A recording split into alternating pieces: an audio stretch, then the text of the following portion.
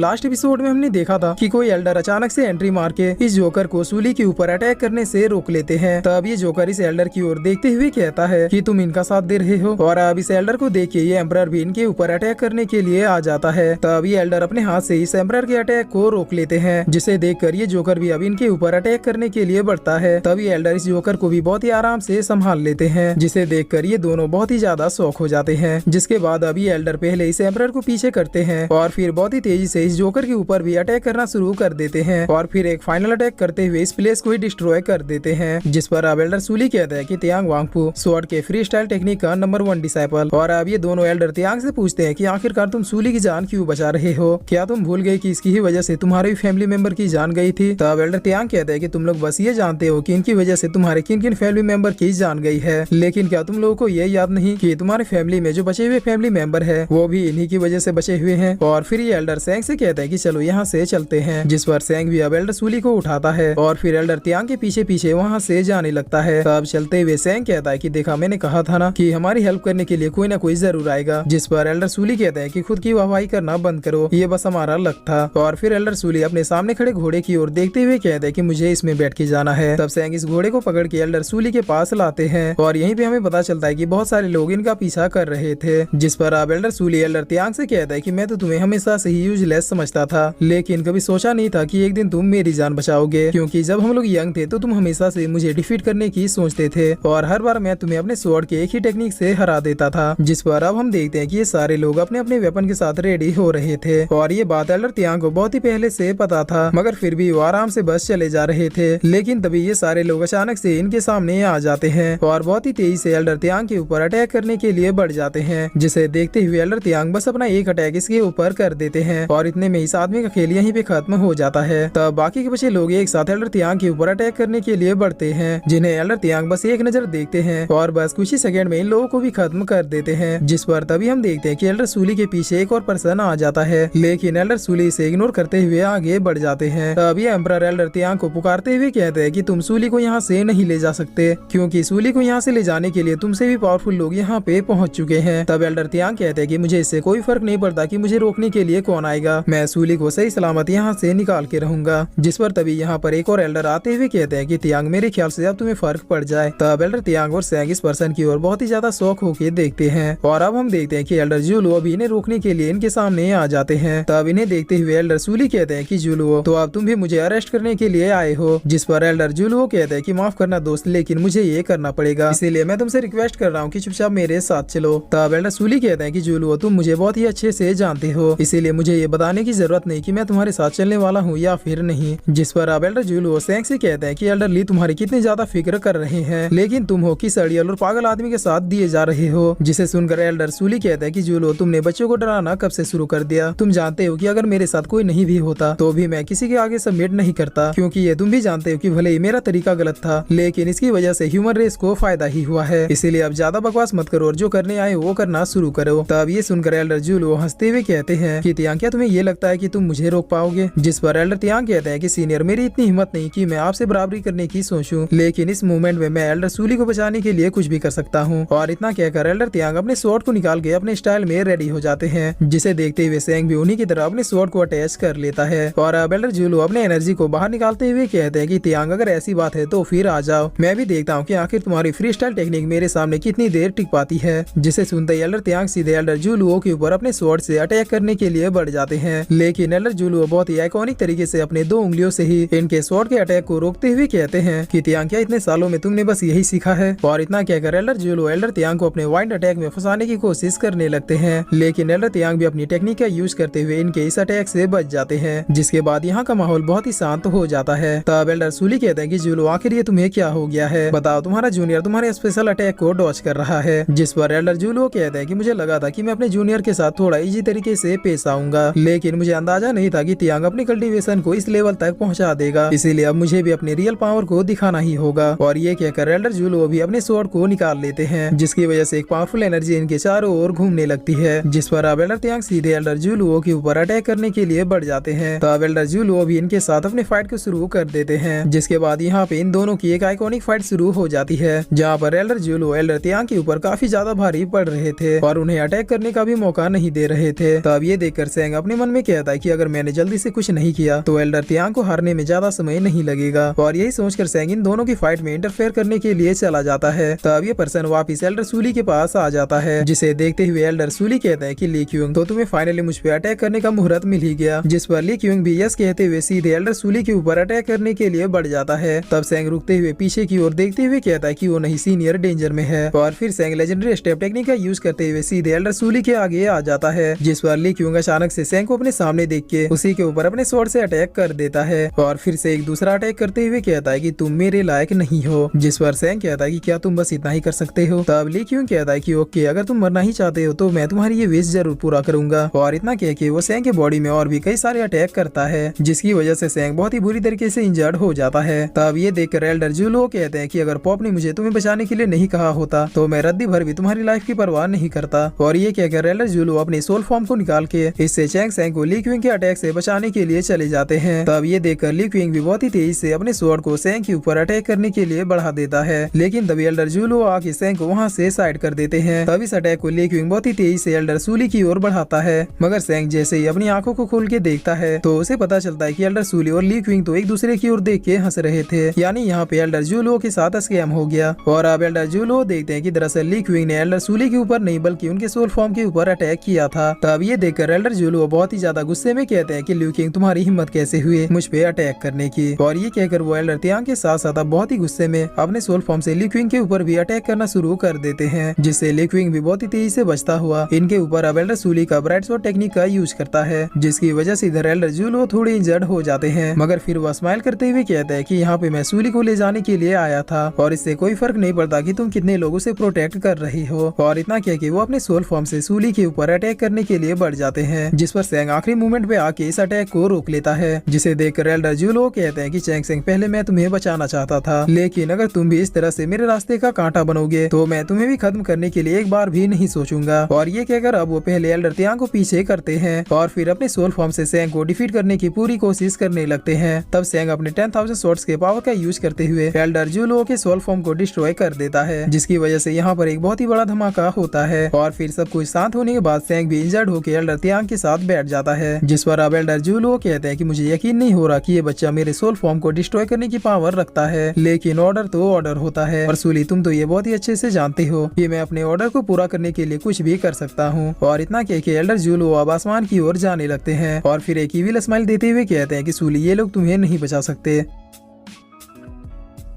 और फिर इसी के साथ ये एपिसोड यहीं पे खत्म होता है।